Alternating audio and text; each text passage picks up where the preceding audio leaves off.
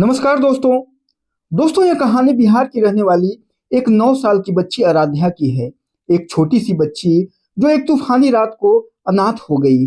उसके पास न घर था न परिवार, लेकिन उसकी किस्मत ने उसे एक ऐसी व्यक्ति से मिलवाया जिसने उसे न केवल सहारा दिया बल्कि उसे दुनिया के सामने एक मिसाल बना दिया। यह कहानी संघर्ष, इंसानियत और आत्म बलिदान की है। दोस्तों, कहानी में आगे बढ़ूं उससे पहले मेरा आप सबसे एक ही निवेदन है, एक ही रिक्वेस्ट है कि अगर आप इस चैनल पे नए होंगे, अभी तक आपने चैनल को सब्सक्राइब नहीं किया होगा, तो कृपया करके चैनल को सब्सक्राइब कर लीजिएगा, वीडियो को लाइक कर दीजिएगा और अपने दोस्तों को शेयर कर दीजिएगा। चलिए जानते हैं इस पूरी कहानी को इस वीडियो के माध्यम से। दोस्तों, बरसात का मौसम चल रहा था। एक रात अचानक से आए बाढ़ ने पूरे गांव को तबाह कर दिया। 9 साल की आराध्या अपने माता पिता के साथ घर में सो रही थी जब पानी का तेज बहाव उसका घर बहा ले गया। सुबह होते होते आराध्या ने खुद को अकेला पाया। वह चीख रही थी, चिल्ला रही थी और कह रही थी, माँ पापा कोई है, लेकिन उसकी चीख पुकार को सुनने वाला वहां कोई भी नहीं था। काफी देर तक वो चीखती रही, चिल्लाती रही, लेकिन उसकी चीख पुकार को वहां कोई नहीं सुनता है। वो वहीं पर गिर जाती है और गिर करके उसी पानी में बेहोश हो जाती है। कई घंटों तक बेहोशी की हालत में वहीं पर पड़ी होती है। तभी पास से गुजरते हुए एक व्यक्ति, जिसे लोग रहमान चाचा कहते थे, उन्होंने उसकी तरफ देखा।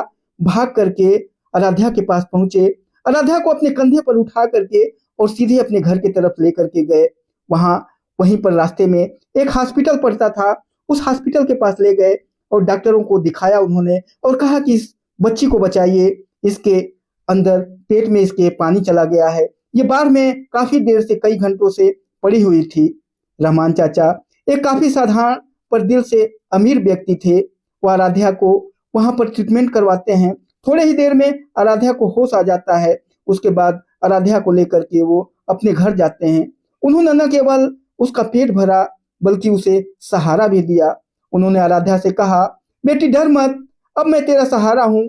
तुझे किसी भी तरह की कोई परेशानी नहीं होने दूंगा।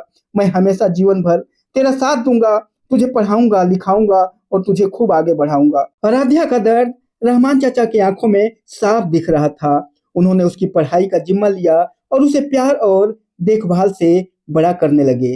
रहमान चाचा के परिवार में कोई भी नहीं था। रहमान चाचा अकेले ही रहते थे।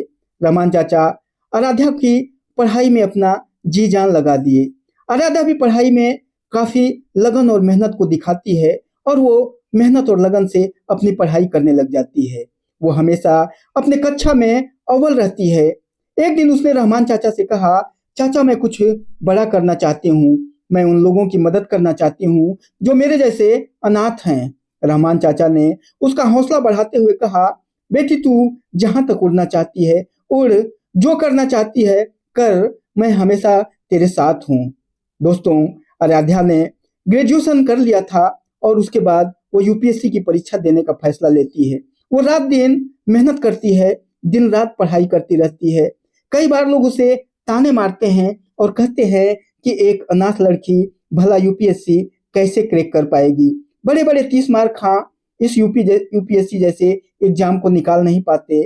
सालों साल बीत जाते हैं लेकिन वो सफल नहीं हो पाते, तो एक अनाथ लड़की कैसे यूपीएससी कर पाएगी। लेकिन आराध्या हार नहीं मानती है। उसने अपनी पहली ही कोशिश में परीक्षा पास कर ली और एक जिले का डीएम बन जाती है। जब उसने पहली बार अपने गांव का दौरा किया तो लोगों ने गर्व और खुशी से उसका स्वागत किया। डीएम बनने के बाद आराध्या ने सबसे पहले अपने रहमान चाचा के पास जाकर मिली, उनके पैरों को छूती है और कहती है, रहमान चाचा आपके आशीर्वाद से और आपकी मेहनत और लगन से आज मैं डीएम बनी हूँ। आराध्या ने रहमान चाचा से मिलने के बाद सबसे पहले उसने ये डिसाइड किया कि बाढ़ प्रभावित क्षेत्रों के लिए कुछ योजनाएं बनाई। उसने बाढ़ प्रभावित क्षेत्रों का दौरा किया और वहां के लिए कई तरह की योजनाएं बनाया। उसने अनाथ बच्चों के लिए स्कूल बनाया, आश्रय गृह बनाया।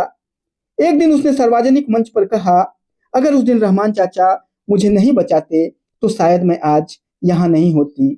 मैंने उनसे सीखा है कि इंसानियत सबसे बड़ा धर्म है। आराध्या की कहानी सोशल मीडिया पर रातों रात वायरल हो जाती है और 100 मिलियन क्रॉस कर जाती है। दोस्तों, वह लाखों लोगों के दिलों की प्रेरणा बन गई थी। कहते हैं कि असली ताकत संघर्ष में है।